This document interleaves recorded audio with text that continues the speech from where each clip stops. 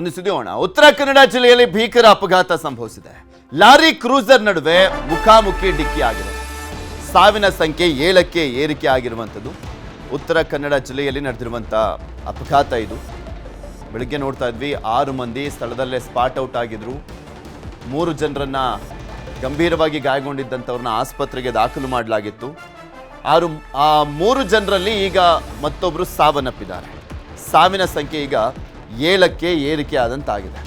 ಯಲ್ಲಾಪುರ ತಾಲೂಕಿನ ಆರತಿ ಬೈಲ್ಘಟ್ಟದಲ್ಲಿ ಈ ಘಟನೆ ನಡೆದಿತ್ತು. ಚಿಕಿತ್ಸೆ ಫಲಕಾರಿಯಾಗಿದೆ. ಸಚಿನ್ ಹೆಬ್ಬಳ್ಳಿ ಸಾವನ್ನಪ್ಪಿರುವಂಥದ್ದು. ಇಬ್ಬರಿಗೂ ಗಂಭೀರ ಗಾಯ ಆಗಿದೆ. ಇನ್ನು ಇಬ್ಬರಿಗೆ ಗಂಭೀರ ಗಾಯ ಆಗಿದೆಯಲ್ಲ, ಅವರಿಗೆ ಆಸ್ಪತ್ರೆಯಲ್ಲಿ ಟ್ರೀಟ್ಮೆಂಟ್ ಅನ್ನು ಕೊಡಲಾಗ್ತಾ ಇದೆ.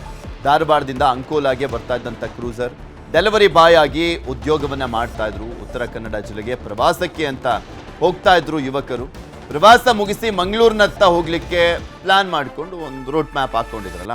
ಫಸ್ಟು ಅಂಕೋಲಾಗೆ ಹೋಗೋಣ, ಅಲ್ಲಿಂದ ಮಂಗಳೂರಿಗೆ ಹೋಗೋಣ ಅಂತೆಲ್ಲ ಪ್ಲಾನ್ ಹಾಕ್ಕೊಂಡು ಬಂದಿದ್ದಂಥವ್ರು.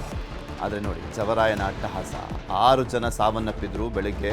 ಈಗ ಮತ್ತೊಬ್ಬ ಸಾವನ್ನಪ್ಪಿದ್ದಾನೆ. ಟೋಟಲಿ 7 ಜನ ಸಾವನ್ನಪ್ಪಂತಾಗಿದೆ. ಧಾರವಾಡದಿಂದ ಅಂಕೋಲಾ ಕಡೆ ಬರ್ತಿದ್ದಂಥ ಸಂದರ್ಭದಲ್ಲಿ ಈ ಅಪಘಾತ ಸಂಭವಿಸಿದೆ. ಸ್ಥಳಕ್ಕೆ ಡಿಸಿ ಲಕ್ಷ್ಮೀಪ್ರಿಯಾ, ಎಸ್ಪಿ ದೀಪನ್ ಭೇಟಿ ನೀಡಿ ಪರಿಶೀಲನೆಯನ್ನು ಮಾಡಿದ್ದಾರೆ.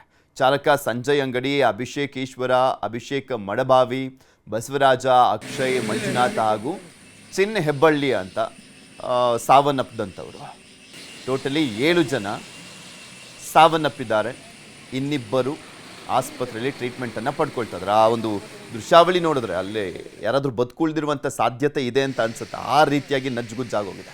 ಇದ್ರ ಬಗ್ಗೆ ಇನ್ನಷ್ಟು ಮಾಹಿತಿಯನ್ನು ಕೊಡ್ತಾ ಹೋಗ್ತಾರೆ ನಮ್ಮ ಉತ್ತರ ಕನ್ನಡದ ಪ್ರತಿನಿಧಿ ದರ್ಶನ್ ನಮ್ಮ ಜೊತೆ ದೂರವಾಣಿ ಸಂಪರ್ಕದಲ್ಲಿದ್ದಾರೆ.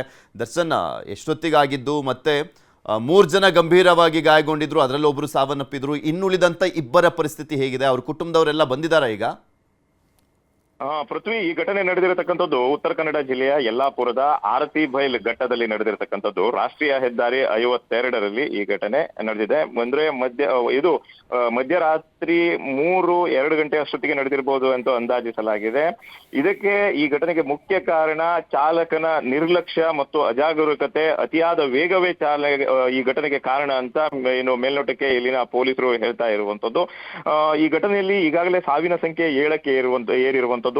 ಸ್ಥಳದಲ್ಲಿ 6 ಜನ ಸಾವನ್ನ ಕಂಡಿದ್ರು. ಅದ್ರ ಜೊತೆಗೆ 3 ಗಂಭೀರ ಸ್ವರೂಪದ ಒಂದು ಗಾಯವನ್ನಗೊಂಡಿದ್ರು. ಅವರನ್ನ ಹುಬ್ಬಳ್ಳಿ ಕಿಮ್ಸ್ಗೆ ಸಾಗಿಸಲಾಗಿತ್ತು. ಅಲ್ಲಿ ಸಚಿನ್ ಎನ್ನುವಂತ ಒಬ್ಬ ಗಾಯಾಳು ಈಗ ಸಾವನ್ನ ಕಂಡಿರುವಂತ ಬಗ್ಗೆ ಈಗ ವರದಿ ಆಗ್ತಾ ಇರುವಂತದ್ದು.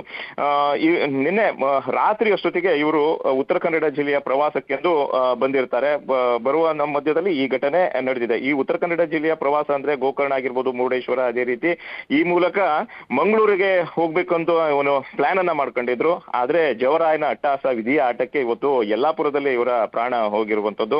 ಇವರೆಲ್ಲರೂ ಕೂಡ ಧಾರವಾಡ ಮೂಲದವರು, ಮುರುಘಾ ಮಠದವರು ಎನ್ನುವಂತ ಒಂದು ಮಾಹಿತಿ ಈಗ ನಮಗೆ ಲಭ್ಯವಾಗಿದೆ. ಇವರೆಲ್ಲರೂ ಕೂಡ ಬೇರೆ ಬೇರೆ ಕಂಪನಿಯಲ್ಲಿ ಡೆಲಿವರಿ ಬಾಯ್ ಆಗಿ ಕೆಲಸವನ್ನ ಮಾಡ್ತಾ ಇದ್ರು. ಎಲ್ಲರೂ ಕೂಡ ಒಂದ್ ದಿವಸ ಪ್ರವಾಸಕ್ಕೆ ಹೋಗ್ಬೇಕು ಅಂತ ಹೇಳಿ ಪ್ರವಾಸದ ಪ್ಲಾನ್ ಅನ್ನ ಮಾಡ್ಕೊಂಡ್ ಬರ್ತಾರೆ. ಮಧ್ಯರಾತ್ರಿ ರಾತ್ರಿ ಅಷ್ಟೊತ್ತಿಗೆ ಹೊರಡ್ತಾರೆ ಅಲ್ಲಿಂದ. ಆದ್ರೆ ಜವರಾಯನ ಅಟ್ಟಹಾಸ, ವಿಧಿ ಆಟ ಎಲ್ಲೋ ಇವತ್ತು ಬುಡಮೇಲಾಗಿರುವಂತದ್ದು ಪ್ರವಾಸದ ಪ್ಲಾನ್. 6 ಜೊತೆಗೆ ಇನ್ನೋರ್ವ, ಒಟ್ಟು 7 ಜನ ಸಾವನ್ನ ಕಂಡಿರುವಂತದ್ದು ನಿಜಕ್ಕೂ ದುರಂತವೇ ಸರಿ ಅಂತ ಹೇಳ್ಬೇಕಾಗತ್ತೆ. ಧನ್ಯವಾದ ದರ್ಶನ್ ನಿಮ್ಮೆಲ್ಲ ಮಾಹಿತಿಗಾಗಿ.